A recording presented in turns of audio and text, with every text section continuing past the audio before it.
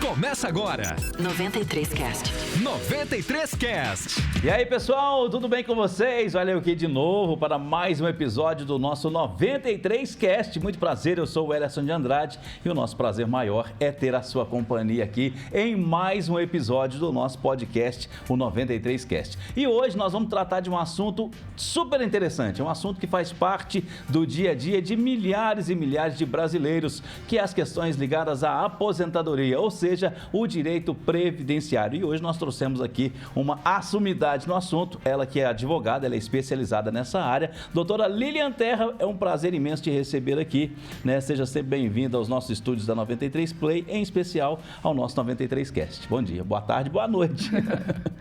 Obrigada, Ellerson, obrigada pelo convite, é um prazer estar aqui, agradeço a todos. É bom demais, né? E é uma questão que faz parte realmente do cotidiano do brasileiro, do ser humano de uma forma em geral, né? E pra gente, antes da gente abordar, né, todos os nossos assuntos, as nossas dúvidas serem esclarecidas, eu queria que se apresentasse aqui quem é a doutora Lilian Terra, né? Como que surgiu o direito na sua vida? Conta pra gente um pouquinho da sua história. Bom, Ellerson, eu sou de Formiga, né? Nasci aqui, minha família é toda daqui. Eu me formei em 2015, então tem aí pouco mais de 10 anos. E quando eu me formei, eu já havia passado no AB e eu sempre tive uma vontade, uma vocação, digamos, para a advocacia. Então, me formei, imediatamente já abri um escritório, né? Ali do zero mesmo, com um espaço pequeno, né, sem nenhum cliente, mas foi uma construção de carreira durante esses anos. E o direito previdenciário ele veio nesse contexto porque é uma área que eu tenho muita afinidade, porque, de certa forma, a gente consegue contribuir com a vida das pessoas, a gente consegue fazer uma transformação na vida das pessoas, né? E são coisas do cotidiano. Todas as pessoas, elas precisam em algum momento, né, do direito previdenciário. Então, você consegue ter um contato social, você consegue mudar a vida das pessoas. Bacana demais, né? E é o que você falou. E se a gente não vive para servir, a gente não serve para viver também, né? E o seu trabalho no dia a dia é uma constante servidão ao próximo. Exatamente, é muito gratificante quando a gente consegue um benefício, quando a gente vê que aquela pessoa vai conseguir ali prover a subsistência. Geralmente são pessoas que estão em situação de vulnerabilidade, seja por idade, seja por alguma doença. Então, realmente é uma situação delicada que é um prazer a gente poder ajudar. E muitas pessoas hoje em dia, mesmo com essa quantidade de enxurrada de informações, o acesso livre à informação, muitas pessoas desconhecem os direitos que têm, né? Mas antes da gente falar nisso, eu queria falar um pouquinho da sua história, né? Você como advogada, você buscou inspiração em alguém da família, tem alguém que te levou a seguir essa carreira? Você sempre foi advogada desde de novinha? Você chegou a trabalhar no comércio, alguma coisa assim? A gente percebe depois, né, que a gente já tem uma vocação ali. Eu acho que a advocacia, a gente percebe algumas nuances ali desde a infância, que é aquela teimosia, às vezes aquela necessidade de argumentar, de ter razão, e aí hoje eu sou paga para isso, né, para argumentar, para defender. Então, acho que eu já tinha ali uma vontade, ali algumas características, mas realmente foi eu não tive, assim, digamos que alguém da família. Eu fui a primeira advogada da minha família. Eu falo isso com muito orgulho, que eu vim de uma família simples, mas tive uma ótima educação, uma ótima criação.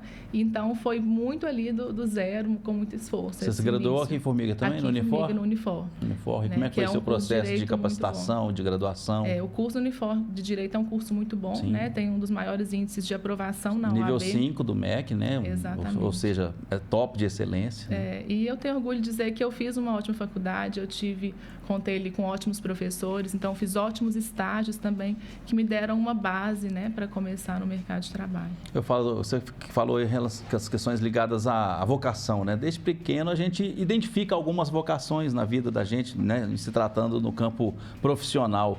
E desde novinha você tinha aquele senso de defesa do próximo, às vezes via um coleguinha, uma amiga sendo oprimida ou alguma coisa sofrendo ali, e falou, não, deixa eu agir em favor dela aqui. Você sempre teve essa veia defensora ou não? É aquele sentimento de justiça, né? De querer justiça, de argumentar, de defender.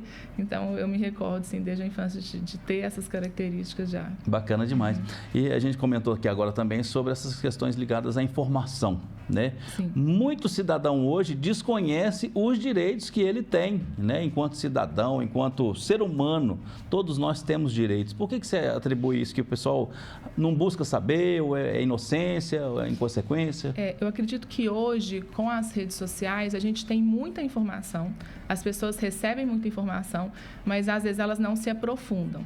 Então, por exemplo, tem uma matéria ali, a pessoa lê a manchete, mas ela não se aprofunda. Então, chegam, às vezes, informações distorcidas e as pessoas, muitas vezes, não buscam aprofundar essas informações. Então, elas acreditam que não têm o direito ou que têm o direito porque viram na internet, mas não buscam, às vezes, um profissional que é alguém que é especializado para olhar individualmente aquela causa e dizer se a pessoa tem ou não o direito.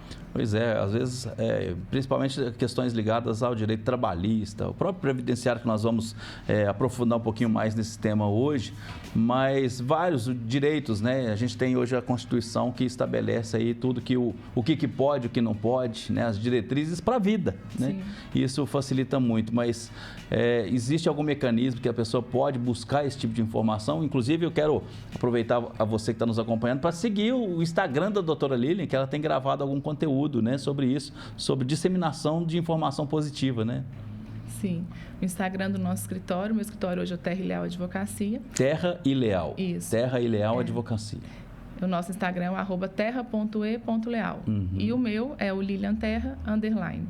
E a gente vê vários profissionais da área do direito aí, né, produzindo conteúdo relevante, né, para que você, enquanto ser humano, enquanto cidadão, possa buscar aí informações, estar amparado legalmente e tendo seus direitos sempre garantidos, né? Bom, vamos entrar então no campo, primeiramente, antes da gente entrar no direito previdenciário, vamos falar nos direitos trabalhistas, né? Porque é uma questão também muito questionável, quem tem direito, quem não tem, que tipo de funcionário, de empregado tem, e o patrão até que ponto tem direito sobre o funcionário. Por que é tão difícil estabelecer uma regra e um parâmetro e quem está com direito nessas questões aí, geralmente? O direito trabalhista, ele tem uma série, né, de legislações, a CLT, a Consolidação das Leis Trabalhistas, e ela prevê uma série de direitos, né, para o empregado, mas ela prevê também alguns direitos para o empregador. Então, tem obrigações e deveres de ambos os lados. Mas a gente vê, em sua maioria, que o empregado, ele sobressai sobre o empregador. Parece que os direitos para o empregado vai além, né, do que o do empregador. A legislação trabalhista, ela tem o princípio, né, de que o empregado, ele é a parte hipossuficiente da relação. É a parte fraca. Então, ele é a parte fraca. Então, ele tem uma proteção maior justamente porque ele não tem o mesmo poder ali que o empregador. É o famoso ditado, né? A corda sempre arrebenta do lado mais fraco, né? Sim. Mas e hoje aí a justiça age em favor do empregado. Hoje em dia, as empresas, elas podem se cercar de cuidados, Wellerson, justamente para evitar ações trabalhistas, para evitar que tenha ali problemas, né? Principalmente com a consultoria trabalhista. Porque, às vezes, a empresa, ela paga o funcionário e ela não busca uma consultoria de um advogado especializado para verificar se aquele pagamento está correto ou não. E, às vezes, o empregado sai, né? E aí ele procura informação e aí ele percebe que tem algum direito a receber, que o empregador, às vezes, nem sabia que ele deveria pagar e o empregado consegue na justiça receber. Então, o ideal é que as empresas elas façam essa consultoria trabalhista para saber se está correto os pagamentos, porque realmente tem muitas regras ali que se a empresa não cumprir, ela pode depois sofrer um processo Porque hoje em dia, empreender no Brasil, né, te traz algumas responsabilidades também, alguns deveres, né, como, por exemplo, PIS, CONFINS, o próprio Fundo de Garantia, isso aí é direito do empregado. E muitos patrões, né, infelizmente, não fazem essa retirada, não fazem esse depósito mensalmente aí garantido por lei. E como é que a gente pode fiscalizar se a gente, enquanto funcionário, tem sido amparado e se o patrão está correto comigo, por exemplo? Sim. O empregado ele pode consultar se o empregador está pagando corretamente as verbas. O fundo de garantia, por exemplo, ele pode pedir na Caixa, através do aplicativo da Caixa, o extrato do fundo de garantia e conferir se os pagamentos do fundo de garantia estão sendo feitos mensalmente ali em conta.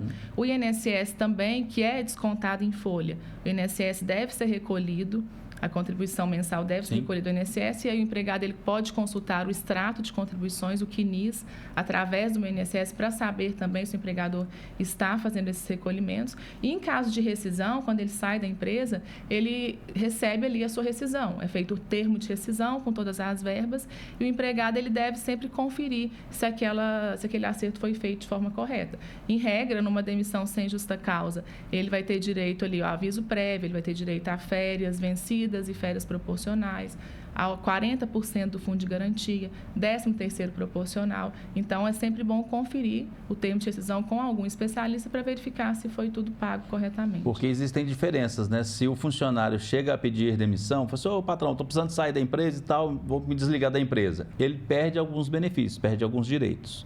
Enquanto se o patrão chega e demite o funcionário, né, sem ser, né, por uma justa causa, o patrão é obrigado a prestar esse tipo de benefício para ele. Como é que funciona essa divisão? A demissão sem justa causa, quando o empregador manda o empregado embora, ela gera ali todos os direitos previstos em lei. Então, o empregado foi demitido, ele vai receber aviso prévio, essas verbas que eu disse, né, todas as verbas. Porém, quando ele pede demissão, ele também ele perde alguns direitos, porque o aviso prévio, por exemplo, ele é uma garantia, tanto para a empresa quanto para o empregado. Então, a empresa se preparar para reposicionar outro profissional no lugar e tudo. Exatamente. Né? Então, se o empregado está pedindo demissão, ele deve conceder o aviso prévio à empresa. Ou ele tem que ficar ali por mais 30 dias na empresa até que a empresa consiga contratar outro funcionário, ou então ele deve pagar esse aviso prévio, né, de forma indenizada para a empresa, que muitas vezes é feito através do desconto. Então, do extrato ali do pagamento da rescisão, desconta-se um salário caso o empregado peça demissão e não cumpra o aviso prévio. Que é o equivalente proporcional a esse período de prestação de serviço que o seu patrão teria que contratar outra pessoa para poder fazer o que você faz hoje na empresa. E muitas pessoas acham que é uma multa que eu estou devolvendo, um dinheiro que era meu, e não é por aí, né, Aline? Existem várias confusões, várias questões que envolvem a rescisão. E nesse caso do pedido de demissão, o empregado ele não vai receber também a multa de 40% do fundo de garantia. Mas o que acontece, Welleson, nisso que você falou de devolver ou não devolver? Existem os acordos, né, que são feitos ali no momento da rescisão. A CLT, ela prevê que pode ser feito um acordo para a rescisão do contrato quando o empregado quer sair da empresa, mas não quer pedir demissão, e a empresa não quer demitir e tem que pagar as 10. Eles podem chegar num acordo. Nesse acordo que é previsto na CLT, paga-se 20% da multa do fundo de garantia, né? E tem ali parte dos direitos, como se fosse uma meia ali, né? Uma negociação. Esse acordo ele é válido, ele está previsto na CLT. Existe um acordo que ele é feito por fora, que ele não tem nenhum reconhecimento jurídico, que é aquilo, né? O empregado quer sair, ele fala, me manda embora para liberar o seguro-desemprego. E aí a empresa coloca na rescisão como se tivesse demitido sem justa causa. Deixa de liberar os 40%, ele só fica lá garantido com o seguro-desemprego. E aí, para a empresa não ter essa despesa com os 40%, ela deposita os 40% na conta e o empregado devolve para a empresa. Isso a gente não recomenda. É ilegal, né? Porque não tem nenhuma previsão legal, até porque para a empresa pode ser depois a gente chama de um tiro no pé, digamos assim. É uma prova contra a própria empresa, né? Porque uma vez que a empresa colocou que foi sem justa causa, assinou, não adianta depois lá na frente ela falar, não, foi ele que pediu demissão. Se futuramente o próprio funcionário quiser entrar num processo contra a empresa ali, ele vai ser vencedor, porque a empresa, né, assumiu uma responsabilidade que era ilegal e prejudicial para ela própria. Muitas vezes ela quer ajudar o funcionário, muitas vezes acaba sendo prejudicada por esse O que enquadra hoje como uma demissão por justa causa? Eu sei que são vários fatores, mas assim, dentro da legalidade, Sim, o que é justa causa? Existe uma previsão legal na CLT dos atos ali do empregado que geram justa causa. O principal deles, o abandono do emprego, né? Quando o empregado ele fica ali muitos dias direto sem retornar ao trabalho. Várias faltas também, mesmo que não seja o abandono, mas várias faltas injustificadas, que geram ali uma desídia, chamada de desídia. Uma dúvida ali, um questionamento, né? Se faltou, que será que ele está aprontando? Né? Sim. Que deixa ali uma falsa credibilidade, não tem credibilidade, fica uma dúvida ali. Então, Isso é Exatamente. considerado também. Sim. E Atos. compartilhar coisas do dia a dia também da empresa também, Sim, acho que é legal, quebra né? de sigilo, né? Quebra de confiança da empresa. São várias coisas que podem gerar justa causa. É importante que as empresas tomem cuidado, porque a gente fala muito de direito do empregado, mas a gente tem que ver também os direitos das empresas, obrigações da empresa, né? Existem esses dois lados. Toda vez que é feita uma demissão por justa causa, essa demissão ela deve seguir todos os parâmetros ali legais. Não pode simplesmente a empresa chegar e falar, não, está demitido, vai embora, foi demitido por justa causa. É preciso, em alguns casos, ter uma gradação. Fazer uma advertência em primeiro lugar, fazer uma advertência por escrito, uma suspensão do funcionário. E aí, só em casos mais graves é que pode ser feita diretamente a demissão por justa causa. E mesmo assim, é preciso que ela fique muito bem comprovada, que a empresa tenha todas essas provas do ato ali que ensejou a justa causa, para que não haja a reversão dessa justa causa depois na justiça, que a gente vê muito. Entendi. Interessante essas questões aí, né? Então, é muito importante você tanto acompanhar aí os seus direitos, né? Como é que chama? O CNIS? CNIS, como chama? O CNIS, né, para acompanhar como é que está sendo recolhido aí os seus pagamentos, né, mensais aí, que é direito seu. E, claro, nada melhor do que você ser um bom funcionário. Você ser proativo, prestar um serviço de qualidade vai evitar qualquer transtorno. Porque hoje em dia está tão difícil de contratar funcionários, né Lilian? Sei que não é uma área nossa, né, que a gente vai abordar, mas fala assim, hoje em dia empreender no Brasil não está nada fácil, né? Pela alta carga tributária que os empreendedores pagam. Para advogado não tem carga tributária, não tem? A gente paga também, paga bastante. Mas não é fácil, não. Mas, Lilian, vamos entrar então no... e outra coisa. Eu queria falar também sobre o fundo de garantia, fugiu o nome. Ai, meu Deus, como é que chama? Os 5 meses que a pessoa fica lá, fugiu o nome. O salário maternidade? Não, quando a pessoa perde o serviço, vai lá, fica 5 meses... Seguro-desemprego. Seguro-desemprego. Eita, salvou minha parte. Seguro-desemprego. Como é que calcula o seguro-desemprego? Quem tem direito a 1 mês, 2 meses, 3 meses, 5 meses? Como é que é calculado isso? O seguro-desemprego, ele é devido, né, para demissão sem justa causa. Fugiu o nome da minha cabeça sem aqui. Justa causa. E ele tem uma tabela, existe a tabela do seguro-desemprego. Então, há diferenças na quantidade de parcelas, dependendo da quantidade de meses que a pessoa teve de registro. Mas, por exemplo, se a pessoa teve 12 meses de registro, ela vai receber ali as 4 parcelas mensais, né? Em alguns casos pode chegar a 5 parcelas. Então, depende ali do tempo equivalente a um salário que a pessoa... mínimo. Ou é o salário que a pessoa recebia? Um pouco mais, ela costuma ser um pouco menos. Existe uma tabela, né, ela é gradativa de acordo com o salário. Então, exemplo, de 1 a 2 salários é X valor. Normalmente ela cai um pouco. É calculado uma média, né, dos últimos 5 pagamentos, alguma coisa assim? Há uma tabela dos salários, né? A pessoa tendo aquele salário ali, ela vai verificar em qual área ali da tabela que aquele salário se encaixa, de qual valor que ela vai receber. O mínimo é um salário, né? E pode aumentar um pouco de acordo com o salário da pessoa. Agora vamos entrar então nas questões do direito previdenciário, ou seja, na aposentadoria, né? Porque existem várias formas de aposentadoria no Brasil. Tem a invalidez, enfim. Quais são hoje as formas de se aposentar no Brasil hoje? Sim. Bom, em 2019 nós tivemos a reforma da Previdência, que foi uma grande mudança nas leis previdenciárias e elas impactaram diretamente nas aposentadorias. Para quem ingressa no sistema de contribuição do INSS a partir da reforma, a partir de 2019, ela vai se aposentar pelo que nós chamamos de aposentadoria programada. Então, essa aposentadoria ela vai seguir as regras da reforma da Previdência. Para quem já estava no sistema antes de 2019, que hoje são todos nós, né? Então, está vigente as regras de transição. Então, as aposentadorias, elas seguem as regras de transição da reforma da Previdência e você tem que analisar ali, de acordo com cada caso, em qual aposentadoria que a pessoa vai se encaixar. Então, tem a regra de transição por pontos, tem o pedágio 100%, então vai depender em qual delas a pessoa se encaixa. A aposentadoria por idade, ela permanece, porém teve o reajuste ali na idade. A mulher antes se aposentava com 60, homem com 65, hoje a mulher passou para 62, homem 65, mas tem o tempo mínimo ali de contribuição necessário, que são os 15 anos. Uma pessoa que nunca trabalhou de carteira assinada, pode se aposentar pelo INSS também? nunca trabalhou, nunca teve uma carteira assinada. Nós vamos entrar também nas questões do trabalhador rural, que tem seus direitos assegurados também, mas não é nessa área que eu quero entrar, no trabalhador rural. A pessoa que mora na zona urbana, mas nunca trabalhou de carteira assinada. Sim, é uma excelente pergunta, porque é até uma dúvida muito comum que as pessoas têm. Porque para a pessoa hoje se aposentar no Brasil, ela precisa ter os requisitos legais. Ela tem que ter o tempo de contribuição, ela precisa estar com a qualidade segurada ativa ali. Porém, existe um benefício, que aí ele não é um benefício previdenciário, ele é um benefício assistencial, que é o BPC. Que ele é justamente para as pessoas que nunca contribuíram para o INSS, às vezes nunca tiveram carteira assinada ou trabalharam informalmente, não contribuíram, e elas podem receber todo mês um salário mínimo. Mas é importante a gente falar que esse benefício ele não é concedido de forma genérica para todos, porque tem requisitos específicos.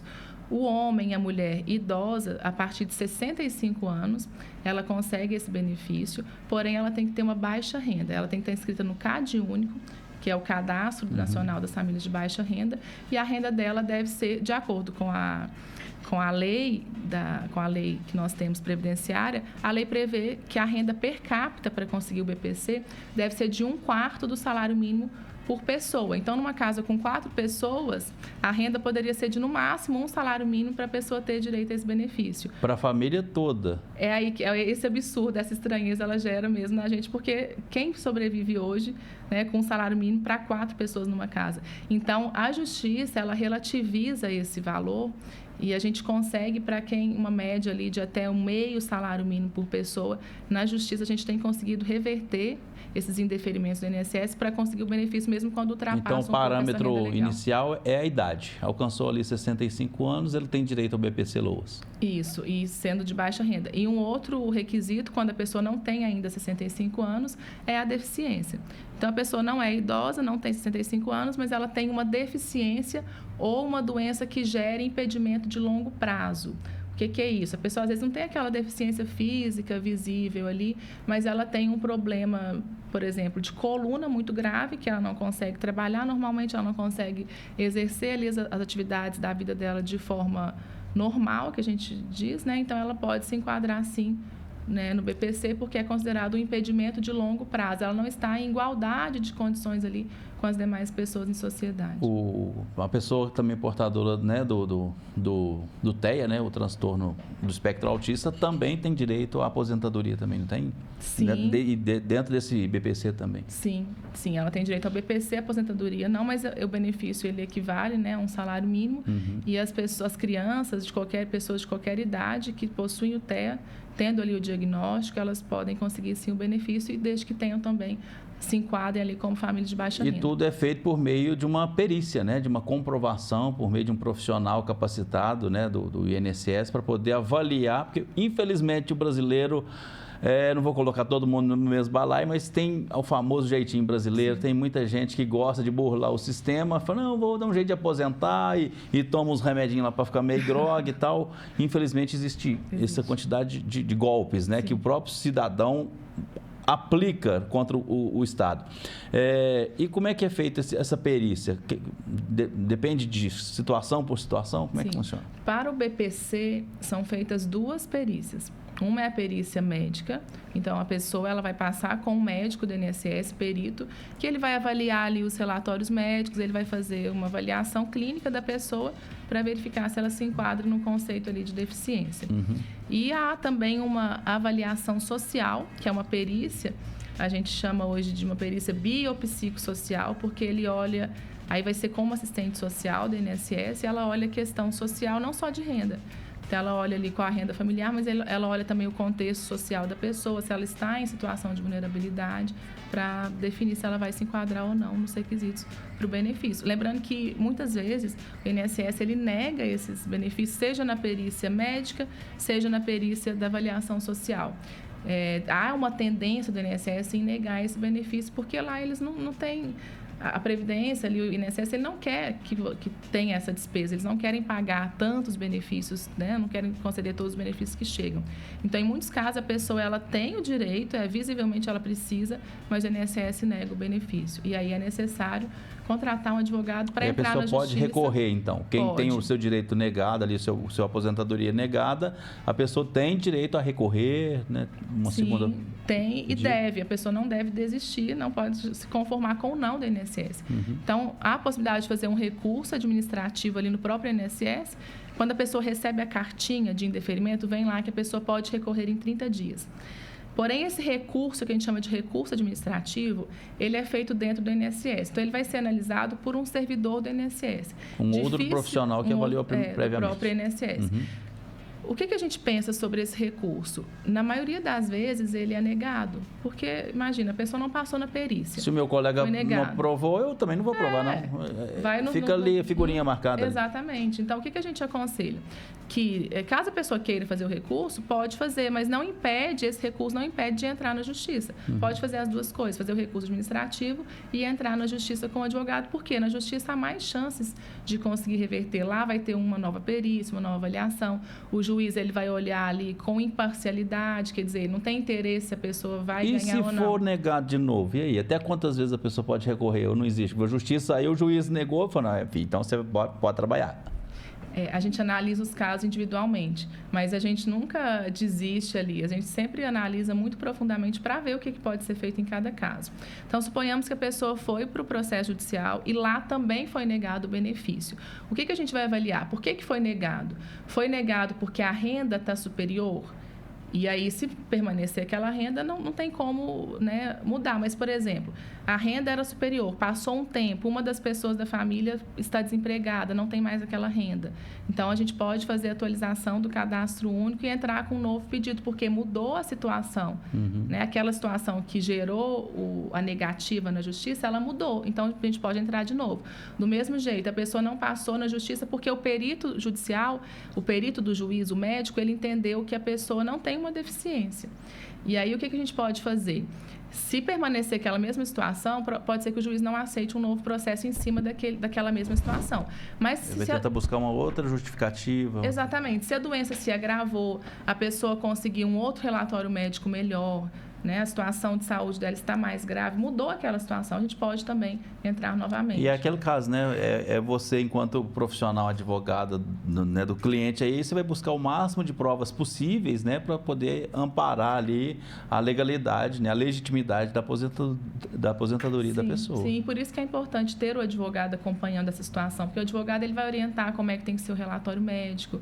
Às vezes a pessoa vai para a perícia do INSS com um relatório muito inconsistente, simples, né? Às vezes não tem nem o CID e é negado. Então, passa por um advogado especialista, a gente vai olhar, esse relatório não está bom, vamos conseguir outro. Né? E a gente orienta o médico, fala, escreve assim, assim, assado, porque do jeito que está aqui não vai passar. Exatamente. Né? Nada melhor do que experiência, né, Lili? Exatamente. Nada melhor. Ô, Lili, como é que a gente consegue saber se a gente já tem direito à aposentadoria? Cheguei na idade ali, mas meu tempo de contribuição, eu estou numa dúvida. Como é que a gente consegue buscar esse tipo de informação? Sim, hoje em dia as informações elas estão de fácil acesso através do meu INSS. A pessoa tendo a senha do Gov, que é a mesma senha do meu INSS, ela consegue acessar o sistema. E lá no sistema do meu INSS existe uma opção que é simulação de aposentadoria. Lá a pessoa já sabe ali, há um resumo do tempo que ela tem de contribuição e em qual das regras de aposentadoria que ela poderá se encaixar. Porém, o que a gente fala sobre isso? Essa simulação do INSS, ela não é 100% confiável. Porque o INSS ele pode, às vezes, ter desconsiderado algum vínculo de emprego, pode ter algum recolhimento ali no CNIS, que foi feito abaixo do salário mínimo, ele não está contando ali no tempo de contribuição. Então, para uma primeira análise superficial, através do INSS, a pessoa tem acesso. Mas para ela ter uma informação mais aprofundada, para ela tomar uma decisão bem consciente sobre a aposentadoria, é procurar um advogado que vai fazer um parecer mais detalhado, vai analisar a carteira de trabalho, vai analisar o CNIS. O CNIS ele é o Cadastro Nacional de Informações Sociais. Então, através dele, ali é que você tem todo o histórico de contribuições da pessoa. O CNIS, ele tem, no campo dele, algumas observações, que são os indicadores do CNIS. E esses indicadores, às vezes, apontam alguma contribuição que foi feita abaixo do mínimo legal, ou então contribuições foram feitas de forma extemporânea ou vínculos que estão sem baixa, enfim, uma série de apontamentos ali que vão interferir na aposentadoria, que só um advogado especialista vai poder analisar para falar, olha, isso aqui a gente tem que fazer uma retificação do CNIS, a gente vai ter que atualizar isso aqui para que você consiga aposentar. Então, é muito importante ter essa consulta de um profissional. E hoje no Brasil nós temos também a modalidade do microempreendedor individual, o MEI, né? Trabalha ali antes na informalidade, aí o governo formalizou o trabalho dele, abriu um CNPJ para trabalhar como um prestador de serviço, um empreendedor individual. O processo é o mesmo? Ele é considerado um contribuinte comum? Como é que funciona a avaliação nesses casos? Sim, o MEI ele tem suas peculiaridades, mas é importante a gente informar que o MEI ele gera, sim, direito aos benefícios do INSS com algumas diferenças. A pessoa que contribui com o MEI, ela permanece com a INSS ativa, ela tem a qualidade de segurado, porém, como a contribuição ela é reduzida, ela é uma contribuição de 5% ali, o INSS, essa pessoa ela não vai conseguir, por exemplo, se aposentar por tempo de contribuição, mas ela pode se aposentar por idade. Então, por isso que a pessoa que paga antes dela... O limite é 30 anos de contribuição? Qual que é a média de tempo? Depende. Para o tempo de contribuição, hoje, o homem é 35 e a mulher 30, mas não é só o tempo. Não é só fazer a somatória, eu contribuí 35 anos lá, fiz a minha retirada lá do INSS, não é assim que funciona, não. Era assim, Wellington, até 2019. A pessoa tinha 30 anos de contribuição, então se a mulher tivesse 48 anos de idade, ela tem 30 anos de contribuição, ela poderia se aposentar com 48 anos de idade. Porque hoje não é mais assim. Com a permissão, né, do trabalho infantil, era permitido, não tinha nenhuma regra, pessoas começavam a trabalhar com 10 anos ali de carteira assinada, né? Depois da mudança em 2009, onde proibiu-se aí o trabalho infantil, então isso dificultou um pouquinho até prolongou o prazo de aposentadoria, né? Sim, e hoje com a reforma da Previdência não tem mais aposentadoria apenas por tempo de contribuição, exige uma idade mínima. Então não adianta a pessoa ter 30 anos, ter 35 e não ter idade mínima. Então teve que essa é mudança. 62 para mulher e 65 para o homem. Não, 62 para mulher e 65 para o homem é para aposentadoria por idade, tendo 15 anos de contribuição, que é a carência. No mínimo 15 anos. Mas para aposentadoria programada, que é o que a gente chamava de tempo de contribuição, tendo ali o tempo, ela tem uma idade mínima que ela é progressiva.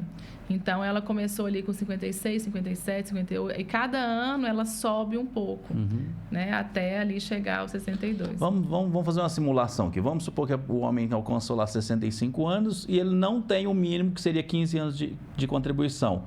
Ele consegue pagar um adicional? Fala assim, tem só 7 anos, eu consigo pagar 8 anos ali de diferença? Existe esse cálculo para poder tentar equilibrar esse prazo mínimo? Existe isso?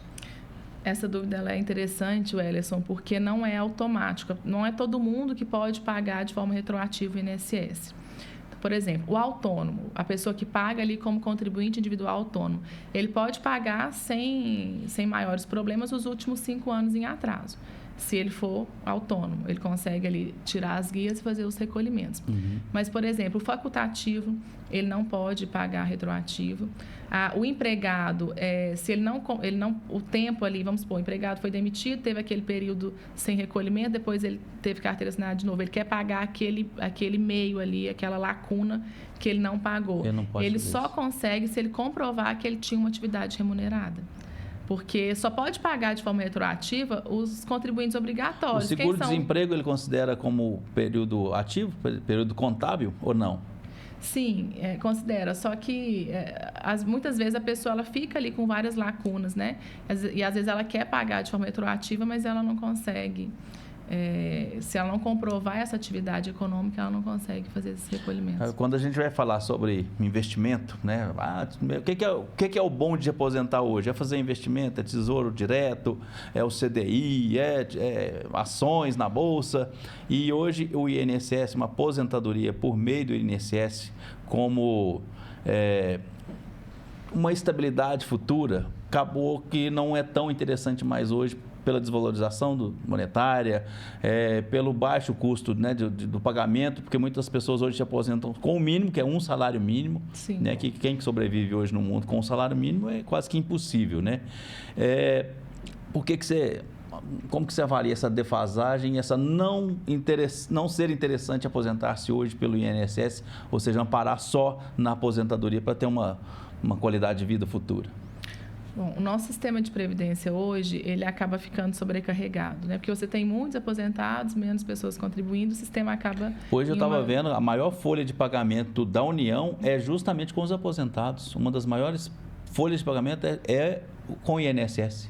Ou seja, a maioria da população brasileira está vivendo às custas de aposentadoria. A gente tem esse cenário, mas a gente pode olhar por um outro lado também. Realmente é um gasto muito grande do governo, né, com o INSS, com os pagamentos de aposentadorias, benefícios.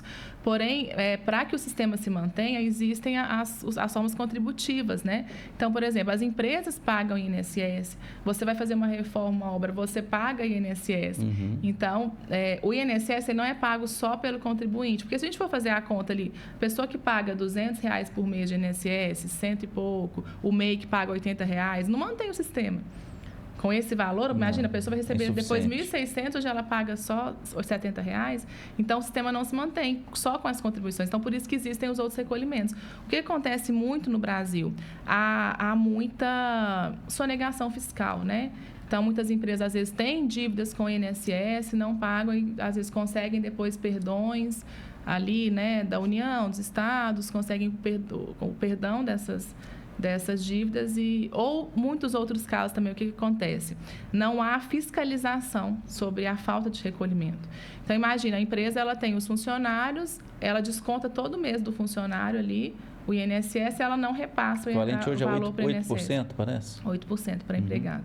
E a empresa não paga INSS. Não existem fiscais nas agências do INSS para fiscalizar se as empresas estão fazendo os recolhimentos ou não. Então, fica muita coisa perdida ali de recolhimento que poderia estar mantendo o sistema e não está, né? Então, a gente tem essa visão também que Mas falta no futuro um pouco de aí a empresa fiscalização. pode ser penalizada por não estar, né, recolhendo esse INSS do funcionário mensal ali, não? Mas se passar 5 anos, prescreve, não tem que pagar mais. E aí passa, né? Então é isso que falta, essa fiscalização também. Porque muita gente tem aquelas estratégias. Não, eu vou fazer aqui o meu pagamento sobre 5 salários, porque lá na frente eu vou aposentar com 5 salários. E infelizmente não é assim que se calcula isso, né, Eli? Não é assim. E você não tem hoje garantia, né, de aposentadoria. Porque você tem uma expectativa de direito. Você só tem o direito a aposentar se você completar todos os requisitos. Se você não tem, então, se vier uma nova legislação e mudar aquela regra, você não vai ter mais aquele direito. Por isso que você mencionou aí, se vale a pena hoje contribuir, se não vale, muita gente não está contando com isso. O que eu penso sobre isso? Todo esse recolhimento sobre o salário mínimo, ele não é desvantajoso, porque você está ali pagando sobre o salário mínimo, é um valor pequeno. Também, né, se você fizer uma cirurgia, você já tem um afastamento, imagina, precisou ali, né, uma hérnia, enfim, fez uma cirurgia, você vai ter ali 3 meses de benefício que vão pagar tudo ali que você recolheu. Mas não serve como um planejamento de vida, né, Wellington? Um planejamento de aposentadoria. Não, para estabilidade, infelizmente não. Então, o ideal é que contribua sobre o mínimo para, em algum caso de imprevisto, você ter algum valor ali do INSS, mas não pensando assim, que você vai ter um valor muito alto investindo ali como se o INSS fosse uma garantia, porque não é. E ter outros investimentos por fora, como você falou, sim, né? Vamos fazer vou colocar ela agora na frigideira agora. Vamos supor que a doutora Lilian Terra vai se aposentar. Qual que é a sua estratégia de aposentadoria? O que você faria hoje para se aposentar com qualidade? Eu tenho 33 anos, então eu não posso contar com o INSS para me aposentar, porque nesse tempo as regras vão mudar. Ficar tempo para a gente copiar a estratégia dessa. Então, eu não conto com o INSS para aposentadoria, né? Eu recolho sobre o salário mínimo, que é justamente nessa média que vale a pena. Um salário. Mas não é algo que eu vou contar. Então, meu planejamento para aposentadoria são investimentos privados. Seriam isso, imóveis, investimentos. Ou seja, lendo as entrelinhas, o INSS hoje então não está tão interessante. Porque você é uma profissional que vai buscar soluções, você mesmo não está esperando seu futuro no INSS. Não, mas é importante que as pessoas paguem, principalmente quem já está mais próximo, né? Paga, mas faz um investimento aí no Tesouro Direto ou no CDI, aplica um dinheirinho, compra terra, porque quem compra não erra, né? Tem outras opções, mas eu, por outro lado, é muito triste também quando eu vejo pessoas que chegaram ali aos 66, 67, 70, não têm o INSS e aquele um salário mínimo é o que está sangrando, que está fazendo falta para pagar o aluguel, para pagar o remédio, a pessoa não contribuiu, porque tinha essa mentalidade, às vezes, de que não preciso contribuir, e aí na hora que precisou não tinha. E às vezes não enquadra no BPC, porque às vezes, enfim, né, a mulher, o marido tem um salário que não dá direito ao BPC e aí a idosa está lá, não tem um benefício. Então, é importante que as pessoas contribuem, pelo menos sobre o salário mínimo. É uma renda extra. Vamos ter como uma renda extra, uma inteirinha, que com certeza vai ajudar. Oline, nós temos também a questão ligada às aposentadoria por invalidez. Pessoa que se machucou ou que ficou impossibilitada de exercer suas atividades, né, laborativas aí. Como é que funciona nesses casos a prestação do INSS? Sim.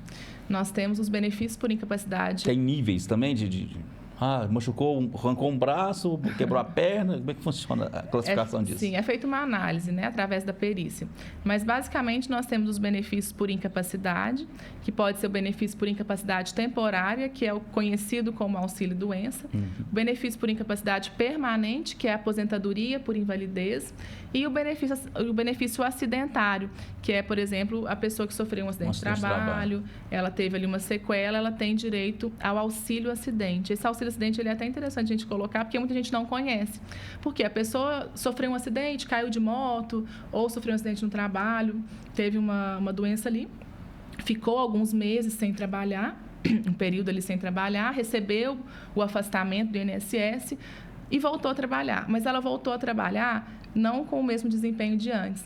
Então, imagina, a pessoa machucou o braço, né? Mas ela não consegue mais o mesmo movimento ali, ela não levanta todo o braço, ela teve uma sequela. Ela voltou a trabalhar e ela acha que está tudo bem, mas ela pode ter direito ao auxílio-acidente e continuar trabalhando. Parcial, no caso. O auxílio-acidente, ele é geralmente meio salário mínimo, meio salário da pessoa, meio salário de contribuição, e a pessoa pode continuar trabalhando e tem essa renda extra que é para compensar aquela perda da capacidade, né? Aquela sequela que ela teve. Então, dá para entrar com esse benefício, inclusive dá para pedir retroativo para quem se acidentou, recebeu auxílio-doença e não entrou na época com auxílio-acidente, pode entrar, pode receber de forma retroativa até 5 anos. Existe também a ação trabalhista, né, que a pessoa pode mover contra a empresa, desde que, né, se for provado ali que ela teve um acidente não proposital no ambiente de trabalho, cabe, além do processo de aposentadoria parcial pelo INSS, ela pode entrar com um processo trabalhista também contra a empresa. Exatamente. O acidente de trabalho ele gera também a estabilidade provisória, né? A pessoa ela fica ali durante 1 ano após o retorno ao trabalho, ela tem 1 ano que ela não pode ser demitida, que ela tem estabilidade, e caso tenha sequelas, tenha tido algum dano moral, algum dano ali material, gastos, enfim, tudo que ela teve de danos, ela pode ser ressarcida pela empresa. Interessante. Outra questão ligada à aposentadoria também, que a gente falou aqui agora há pouco, foi os trabalhadores rurais, que têm um quesito especial para eles, né? Uma modalidade especial para o aposentado rural. Como é que funciona ele? Os trabalhadores rurais, eles têm uma aposentadoria diferenciada, que ela reduz o tempo. Então, homens com 60 anos se aposentam como rural e a mulher com 55. Eles devem ter 15 anos de comprovação da atividade rural. E aí não é de recolhimento, mas eles têm que comprovar a atividade rural. Como é que eles podem comprovar? Por exemplo, declaração do sindicato rural, notas fiscais de produtos, de insumo que eles compram. A gente olha, muitas vezes também a gente pede para a pessoa que ela veja, né? Por exemplo, os filhos estudaram em escolas na zona rural, pegar o histórico lá na Secretaria de Educação, o histórico escolar, comprovando que os filhos estudaram na roça. Ou seja, é um processo de investigação mesmo. A gente tem uma série de documentos que a gente sugere para os clientes procurarem, a gente faz um processo muito completo para aumentar os requisitos, porque realmente tem que comprovar a atividade rural em regime de economia familiar. Até porque provavelmente pode existir golpes também, né? De pessoa que mora, né, no perímetro urbano, finge que mora na roça para poder ter direito ao benefício. Não tem Acontece como fingir. Isso ou não? É muito difícil, meus calos nas mãos aqui de trabalhar, foi mentira, estava ralando na academia. Não consegue, porque a pessoa teria que ter ali pelo menos um comprovante da terra, que se não for a escritura, se ela for dona da terra, a escritura da terra, ou pelo menos um contrato ali de cessão, um contrato de arrendamento, ela tem que ter alguma documentação, senão ela não consegue. Porque você já presenciou algum tipo de golpe, não fala de cliente seu não, alguma história dentre os colegas aí do direito previdenciário, falando aqui em Formiga, ou você tem a noção aí que você possa compartilhar com a gente? Até para a pessoa se precaver também. Você já presenciou algum tipo de golpe? contra o INSS? Muitas pessoas elas querem ter o benefício, elas querem se aposentar, só que elas não se planejaram, né? E ali chega na hora de se aposentar, elas não têm contribuição e elas querem de qualquer forma se aposentar. E às vezes querem, se eu pegar um documento de um terceiro, se eu conseguir uma escritura, e aí tenta burlar. Mas realmente a audiência ela vai contar com testemunhas, né? O juiz ele vai olhar toda aquela documentação, então se não tiver uma prova, a pessoa não consegue. Porque hoje em dia, infelizmente, né, a gente estou entrando nessas questões de golpes, porque infelizmente eles existem, né? Eu não sei como que o meliante, o golpista, tem acesso às informações de uma forma tão fácil e tão completa da vida da pessoa, que aí ele vai... Pessoas que utilizam o CPF de outras pessoas, né? Como que a gente se protege contra um golpe dessa natureza? Sim, o Ellerson hoje em dia está, como a gente estava conversando mais cedo, está fora de controle esses golpes, porque... E geralmente os aposentados, né, pessoas, né, com mais idade, eles não têm tanta maldade, né, e conhecimento em relação aos crimes cibernéticos. Sim. Aí. E os golpistas, eles estão cada vez mais profissionais, né? São como se fossem empresas, eles têm ali, até passou outro no jornal, né? Eles dentro de uma mansão, várias pessoas ali como se fosse um escritório passando o golpe do falso advogado. Então, é um dos golpes que estão em alta, né? Até bom a gente colocar isso aqui, porque o golpe do falso advogado, muita gente tem caído, porque o que os golpistas fazem? Como é que funciona esse golpe? O que seria esse golpe? Eles fazem assim, então, você tem um processo, eles vão lá no tribunal, eles têm acesso a todo mundo que tem processo, e lá no site do tribunal eles conseguem ver quem é seu advogado, qual o número da OAB, qual o endereço dele, e aí eles vão no Google, eles conseguem pegar... Isso é informação pública, todo mundo tem acesso. É uma informação pública, todos têm acesso. Então, eles descobriram que eu sou advogado. Então, eles vão lá no Google, digitam o meu nome, o nome de qualquer advogado, vai ter a foto da pessoa, eles pegam essa foto, colocam em um outro número, colocam o nome do advogado e te mandam uma mensagem como se fosse sua advogada, e falam, Ellerson, que boa notícia que nós temos para você. Aquele processo que você tem contra o INSS, nós ganhamos. Os atrasos, você vai receber 40 mil de indenização. E aí eles olham o valor da causa, às vezes bate com o valor da causa. Eles falam, você vai receber 40 mil reais. Eu estou aqui no tribunal, eu não consigo falar agora, mas eu estou precisando recolher uma guia do contador judicial. Enfim, eles colocam uma história muito convincente, eles te mandam... Eles colocam sentença falsa ali, mas com assinatura de juiz, com logo do tribunal, dizendo que você ganhou o processo. Aí você confere, o seu CPF está certo, o nome do seu advogado é aquilo, a foto é do seu advogado. E aí eles falam que você tem que fazer ali, pagar uma guia, pagar um boleto para o governo para liberar o valor. Só que eles fazem isso, Ellerson, muitas vezes 5 horas da tarde, na sexta-feira, para a pessoa não conseguir falar com o advogado no número oficial do escritório e achar que aquilo é urgente, que tem que fazer na hora. E eles são experts, né? Então, eles são 71, eles vão te dobrar, eles vão falar que é isso. Ainda mais hoje com o auxílio da inteligência artificial, ficou mais fácil ainda para a organização criminosa. Exatamente. Então, às vezes, nem áudio, até você comentou, nem o áudio não é confiável, nem o vídeo muitas vezes não é confiável. E aí eles perceberam que cada vez eles vão aprimorando mais o golpe. Eles perceberam que as pessoas, elas não estão mais caindo nessa de fazer Pix. Não vou fazer Pix, ainda mais que nem é o Pix da advogada, não vou fazer. O que eles fazem muitas vezes? Eles falam que precisam fazer uma chamada de vídeo com o juiz, fazem uma chamada de vídeo, só que eles não aparecem no vídeo, que é para autorizar a liberação, e aí a pessoa faz e eles acessam muitas vezes o celular da pessoa. Pedem código... Busca mais informações, pedem o código do banco, e aí consegue entrar na conta da pessoa do banco. Então, assim, recebeu o que deve ser feito para se precaver. Qual é a orientação que você passaria, então? Chegou mensagem de número diferente, independentemente de qual foto, do nome, da história. Não responda sem confirmar no número oficial do seu escritório, do seu advogado. Não forneça dados, não faça chamada de vídeo, não clique em links, não faça nenhum pagamento. Procure, de preferência, o escritório pessoalmente, o seu escritório de advocacia que você contratou. Se for em outra cidade, se você não consegue ir até o escritório, vá na sua agenda lá e vai no número oficial do escritório. Liga, Porque provavelmente é um golpe e aí o seu advogado vai falar, não confia, não cai. Se for realmente do seu escritório, se for realmente uma causa que você ganhou, que você tem um direito a receber, fica tranquilo que o seu advogado ele vai entrar em contato com você. Vai fazer e-mail chegar até você. E se o combinado, lembra também disso, porque se o combinado com o advogado foi que você vai pagar ele quando sair o dinheiro, por que você tem que pagar antes de receber o dinheiro? Né? Então, desconfia, não faça nenhum pagamento. Nesses dias eu estava vendo aí as redes sociais e eu vi o absurdo do golpe da Bíblia. O golpista liga para a pessoa e fala assim, aqui, eu posso ler a Bíblia para você? Eu falei, pode. Aí eu falei assim, você aceita Jesus? Aceito.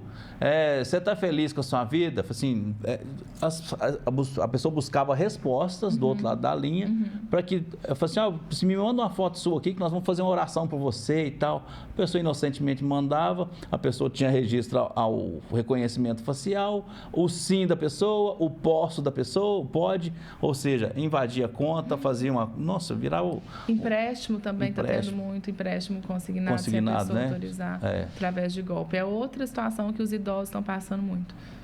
Esses golpes e empréstimo consignado no benefício. E eu falo assim, com tanto acesso à informação, isso infelizmente fazer parte da nossa realidade é quase que um absurdo, né? Mas infelizmente tem pessoas inocentes, pessoas que não, né, falam assim, não tem maldade, pessoas inconsequentes, assim, desprovidas de informação e de raciocínio. Eu falo que não tem uma falta de maldade mesmo.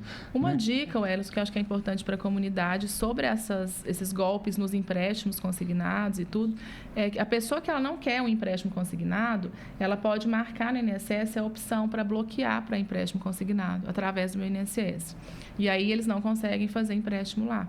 Tá? A pessoa, depois no Google, ela pode digitar, eles explicam, tem explicação direitinho de como que é feito esse bloqueio. No próprio INSS, a pessoa ligar no 135, também eles vão orientar como é que faz esse bloqueio para não fazer empréstimo.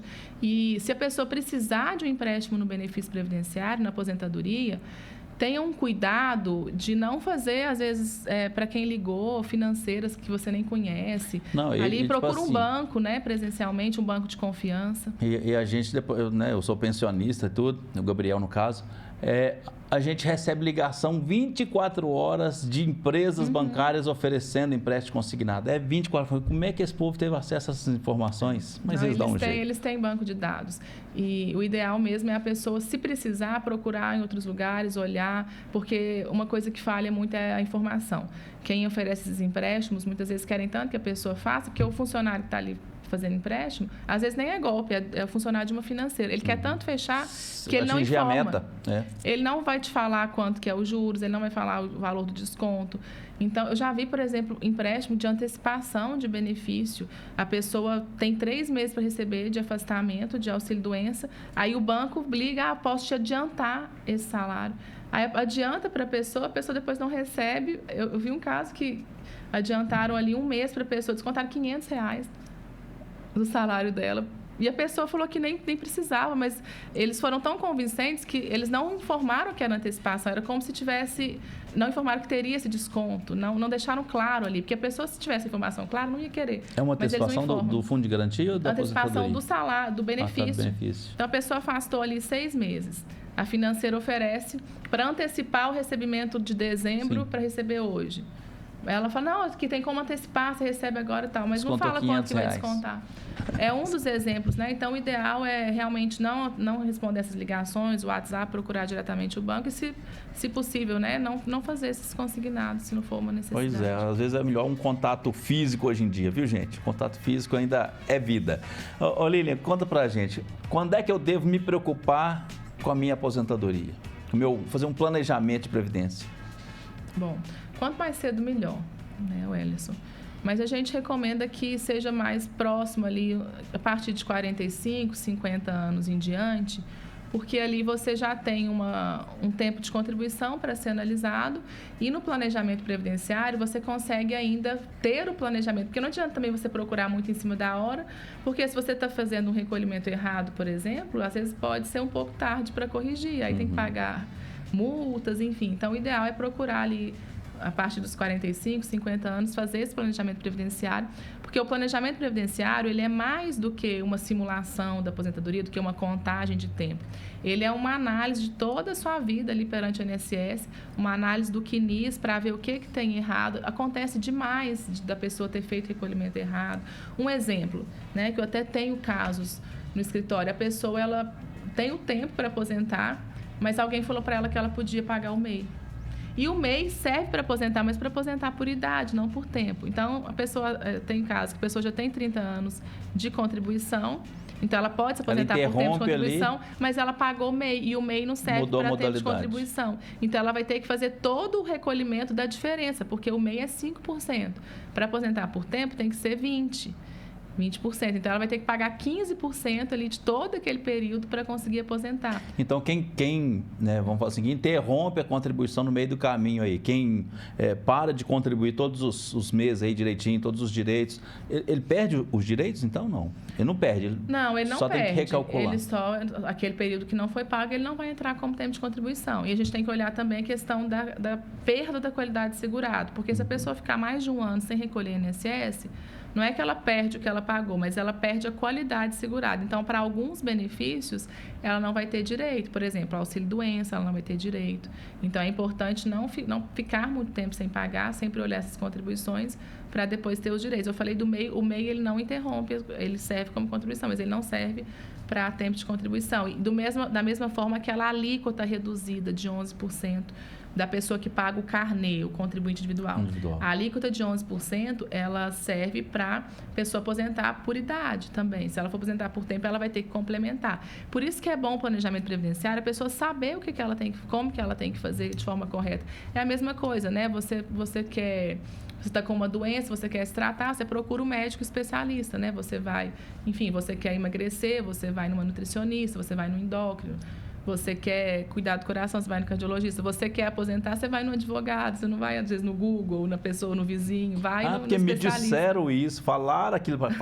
Porque o bonito tem tanto. Diz que, se fizer, né? Tem cheio dessas historinhas.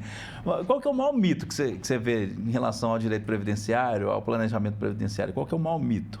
O maior dúvida das pessoas? Afinal, um dos maiores mitos que eu acredito é que a pessoa fala que pode aposentar sem pagar, mas fulano nunca pagou e aposentou. Isso é um mito. Ninguém aposenta sem pagar.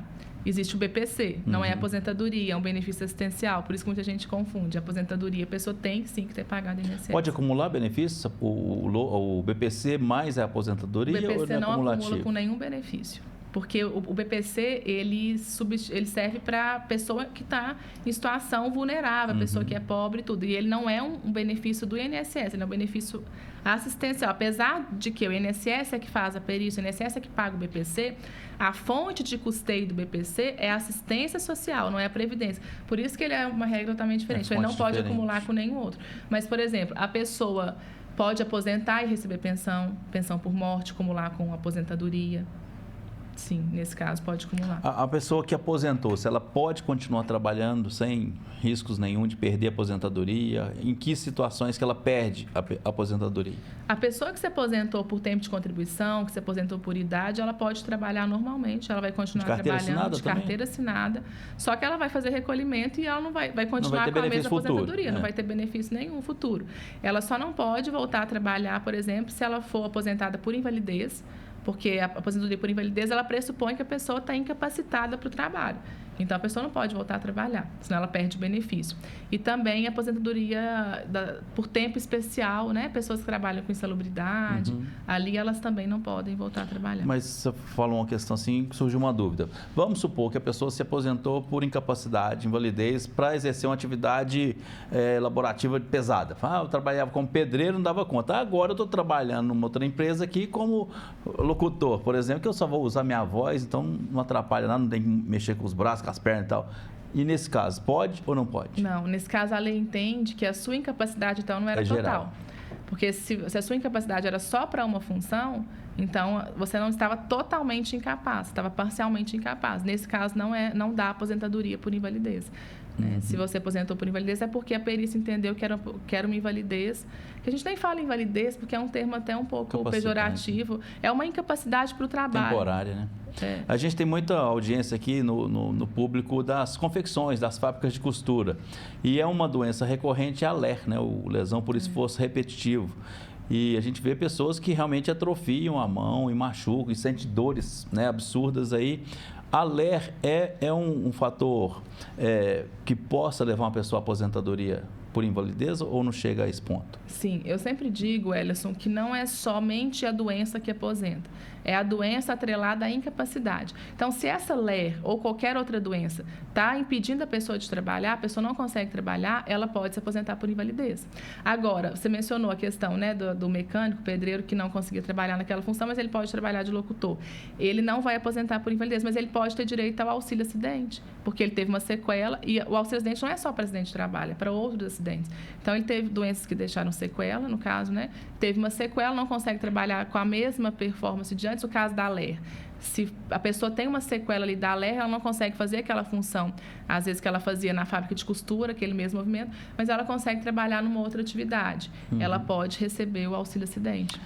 Nós temos também os casos aqui em Formiga das mães atípicas, não só em Formiga, mas no mundo inteiro, né? As mães que dependem, né, de não trabalhar para poder dar uma atenção quase que exclusiva para os filhos, né? Nesse caso, a mãe tem algum benefício, ela pode buscar uma aposentadoria.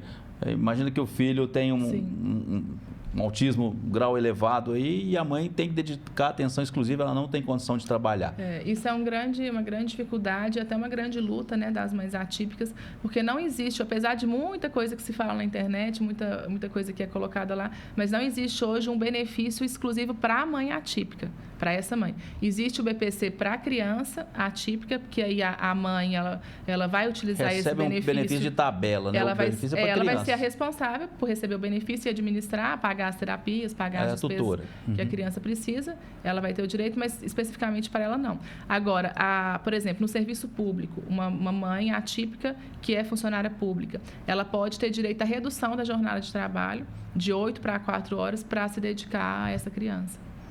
Pois é, isso é um assunto assim rico, né? Cheio de dúvidas, cheio de questionamentos e a gente tem um tempo limitado aqui, né? Eu queria muito poder estender o nosso bate-papo ainda mais, nós já tivemos mais de uma hora de bate-papo, né? É rico, é um assunto gostoso de falar, afinal de contas, com certeza. Quem sabe a gente monta aí um episódio número 2, tá bom? Lília, obrigado, né, pelo seu esclarecimento com tanta clareza, com tanta leveza na informação, na sua didática de levar essas informações aí, acho que foram muito claras, né? E tenho muito a te agradecer, desejo sucesso aí na sua carreira. E eu queria que você deixasse aqui também o seu convite para quem tiver qualquer dúvida, possa entrar em contato com você ou pelas redes sociais, onde que fica seu escritório. Queria que você deixasse para a gente aqui os seus canais de contato, para a gente até, né, convidar você que quer se aposentar, quer criar um planejamento previdenciário, aí, ó, tá aí um excelente profissional para cuidar de você, ó. Eu agradeço as palavras, é um prazer estar aqui compartilhando, acho que a informação ela é muito necessária nos dias de hoje, importante levar essa informação a todas as pessoas, né? E meu escritório hoje, a gente tem uma unidade aqui em Formiga, fica na rua Laçance Cunha 68, e a gente tem uma unidade também em Belo Horizonte, então lá no bairro Savassi, na rua Professor Moraes, número 714, então a gente consegue atender bastante gente, aí aposentar bastante gente. E a gente agora, além do direito previdenciário e trabalhista, a gente está abrindo outras áreas, né, com essa unidade agora de Belo Horizonte. A gente está com uma outra advogada lá também, que é especialista em outras áreas, que é a doutora Luciana. Temos a doutora Gabriele também aqui em Formiga, que fazem outras áreas, direito de família, direito tributário. Então, a gente está o tempo todo buscando atingir o máximo de pessoas, levar a justiça a mais pessoas. E a gente está à disposição para informações, para esclarecer qualquer dúvida. É isso aí. Gente, e a gente vai ficando por aqui com mais um episódio do nosso 93Cast, agradecendo a você sempre aí pelo seu carinho, pela sua companhia, que é sempre gostosa, prazerosa, né? Receber você aqui para tratarmos sobre assuntos diversos. E hoje foi sobre direito previdenciário. E você, se achou esse assunto pertinente, achou interessante, compartilha com alguém, tá bom? Siga-nos nas nossas redes sociais. E no próximo episódio a gente conta com a sua participação aqui também. Tchau, gente. Até o próximo 93Cast. Você ouviu 93Cast. 93Cast.